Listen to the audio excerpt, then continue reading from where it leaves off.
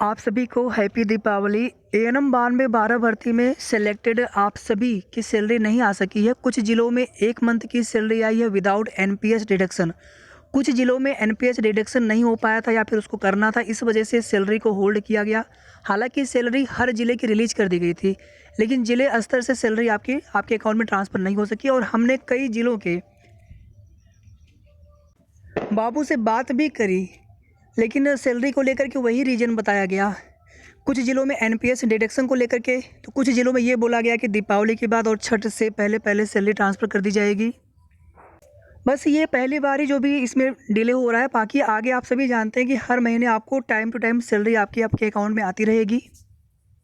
और आप सभी को दीपावली की बहुत बहुत शुभकामनाएँ। आप सभी के जीवन में सदैव नित नई खुशियाँ आए। आगे बात करेंगे एएनएम 9212 भर्ती में वेटिंग लिस्ट की क्या पॉसिबिलिटीज़ है। देखिए, कुछ समय पहले जितना प्रयास हम लोग कर सकते थे किया गया, आप लोगों ने भी खूब प्रयास किया, मुख्यमंत्री जी को भी कई बार ज्ञापन दिया गया, लेकिन उसके बावजूद कोई भी प्रोसेस वेटिंग लिस्ट को लेकर के भी शासन स्तर से नहीं चल रही है, ना ही ऐसा कोई विचार चल रहा है। यही नहीं, आपकी भर्ती के अलावा बाकी भर्ती के भी अभ्यर्थी जो पहले परेशान थे, आने वाले भर्ती में जो सीटें बचेंगी उसके लिए फिर आगे भी अभ्यर्थी परेशान होंगे। लेकिन फिलहाल में जो अभी की अपडेट है, शासन स्तर से कोई भी ऐसा प्रपोजल पेंडिंग नहीं है या फिर ऐसा कोई भी प्रकरण विचाराधीन नहीं है कि यूपीएससी आयोग से भर्तियों में वेटिंग लिस्ट जारी की जाए, जबकि होना चाहिए।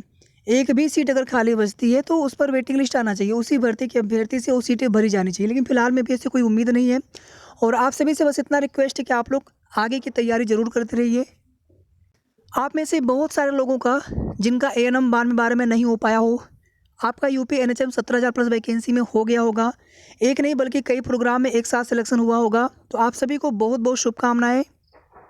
ये जो रिजल्ट आया है एनएचएम 17,000 प्लस में, ये फाइनल रिजल्ट ही है, लेकिन डीबी होने के बाद आप फाइनली ज्वाइनिंग कर पाएंगे। ये चीज़ें लिखी हुई है रिजल्ट में, यानी कि आप दोबारा से कोई मेरिट लिस्ट नहीं बननी है, लेकिन आगे डीबी होगा। डीबी होने के बाद किसी एक प्रोग्राम में ही आप ज्वाइन कर पाएंगे, आपको जिला अलॉट होगा, बाकी की सीटें खाली हो जाएंगी। यानी जितनी सीटें अभी हैं, आधे से ज़्यादा सीटें खाली हो सकती हैं, क्योंकि लगभग आप में से सभी लोगों का एक से अधिक प्रोग्राम में सिलेक्शन हुआ है। तो ऐसे में यूपी एनएचएम से एएनएम के लिए या फिर जो अदर पोस्ट है, क्या उनके लिए वेटिंग लिस्ट आएगी? तो 100% वेटिंग लिस्ट आएगी। नोटिफिकेशन में क्लियरली लिखा हुआ है कि एक सीट के सापेक्ष 3 कैंडिडेट्स लिए जाएंगे वेटिंग लिस्ट के लिए।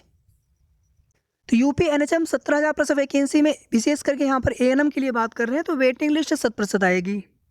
और हमें उम्मीद है कि कम से कम 4 से 5 नंबर तक मेरिट डाउन हो सकता है, क्योंकि मान लीजिए कोई एक अभ्यर्थी है आप में से जिनका 3 प्रोग्राम में सिलेक्शन हुआ है, आप कहीं एक ही जगह ज्वाइन करेंगे।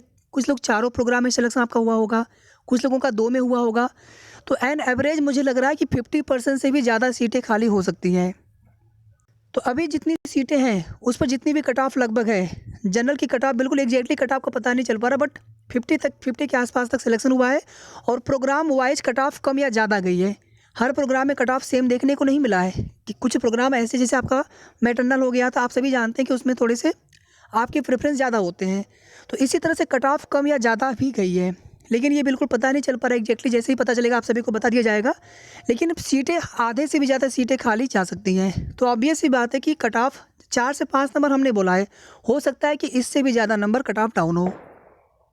तो बिल्कुल आप सभी उम्मीद रखें जिनका सिलेक्शन नहीं हो पाया, और इसी के साथ साथ आप परमानेंट भर्तियों के लिए भी ज़रूर प्रिपरेशन करते रहिए।